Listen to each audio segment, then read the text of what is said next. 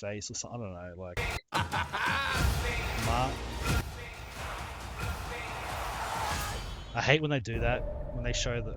I remember that day. I never forgot it. That a slave could take revenge against an emperor. Where were you born? I don't know. I never knew a mother nor a father. You will be my instrument. Who are you?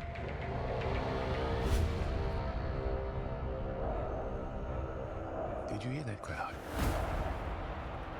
The greatest temple Rome ever built. The Colosseum. Because this is what they believe in. Power.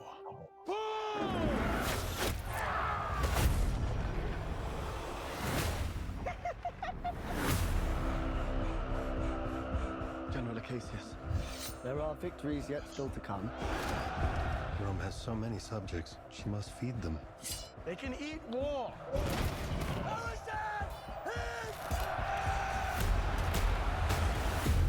The arena turns slaves into gladiators, the gladiators into free men.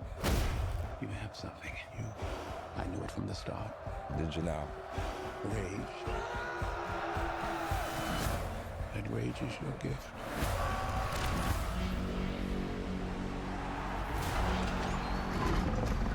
This is about survival! Survive! It's the Rhino again. Hold together and when it charges, break for the wall.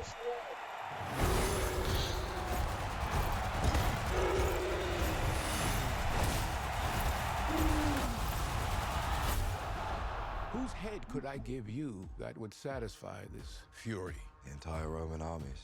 Too much? The general will do. Rome must fall. I need only give it a push. We'll make it out alive. Alright. Hands on the mausoleum floor. Blood stains the Colosseum doors. What's with the music? This ring belonged to Maximus. Because it's got Denzel Washington in Now I it. give it to you. Problems in the bitch ain't gone. For people are not free. I was owned. Now I will control an empire. I will not waste another generation of young men for their vanity. Strength and honor! This our Rome treats its heroes! Hands on the mausoleum floor. Blood stains the Colosseum doors. The gods have spoken!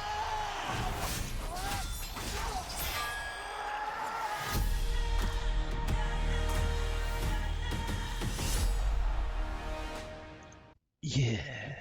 Yeah. Okay, I don't know about you, Mitch, but I'll I'm go. pumped. I'll go first. All right. Well, I Yeah. think if it was just a random Gladiator movie and it had nothing to do with the original Gladiator, I would actually be kind of like, oh, this is kind of cool. You know, I'll because it's got a lot of good actors in it. And it actually looks decent in a sense, but yeah, I don't know. Just the fact that they put the Gladiator label on it, it's just I don't know what the hell they're thinking there. Yeah, that's my thoughts. But it looks good. It looks all right. Like if you had a different name like Secondi or something, it'd be like, oh, cool, you know. But Wangingi. yeah, I have no idea what they're doing. So I would like to say, yeah, I've never seen the first one, but they basically say the whole.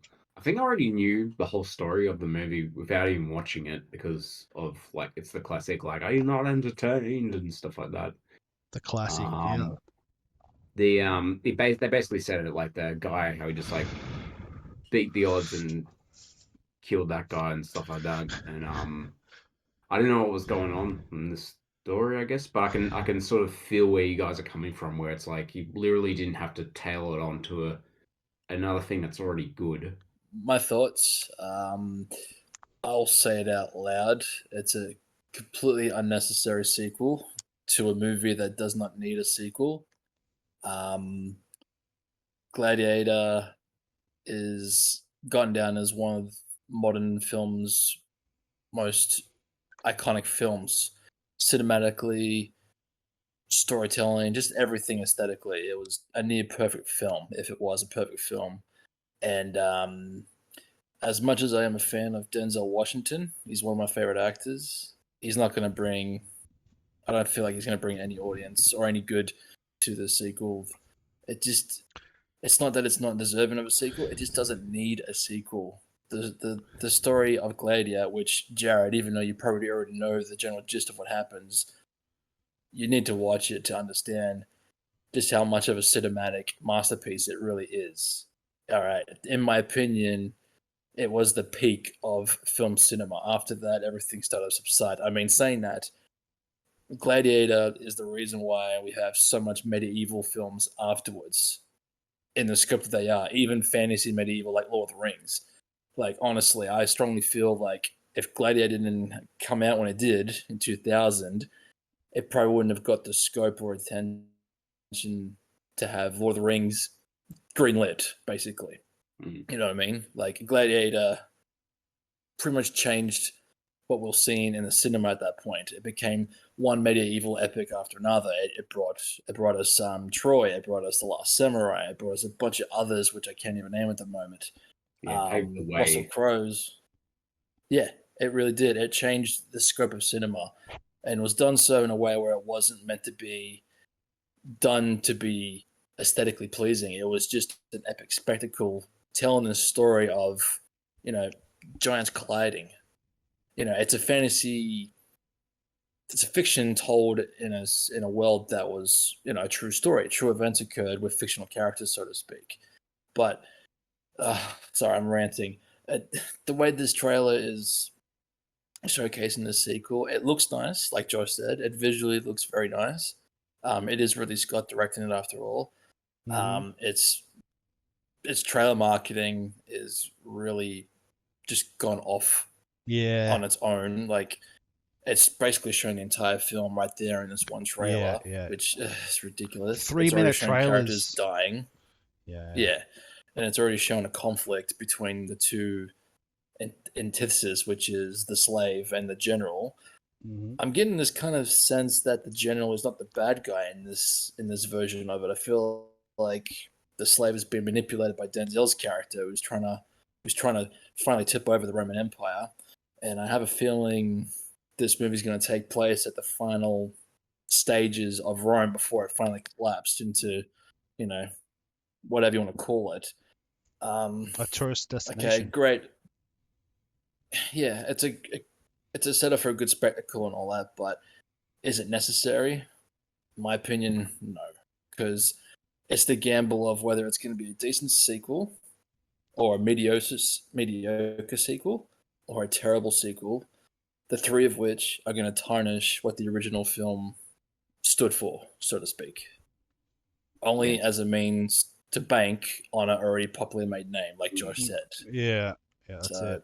Like, you'd say it's a standalone film like that, because I can sort of imagine. I haven't seen it, and I would sort of say that, like, just from it, just like, doesn't even need, like, the story of it and like how it ends is just like, it's like that's it. There's no more you need to add to it. It's already good. It's already perfect, sort of thing like that, so to say.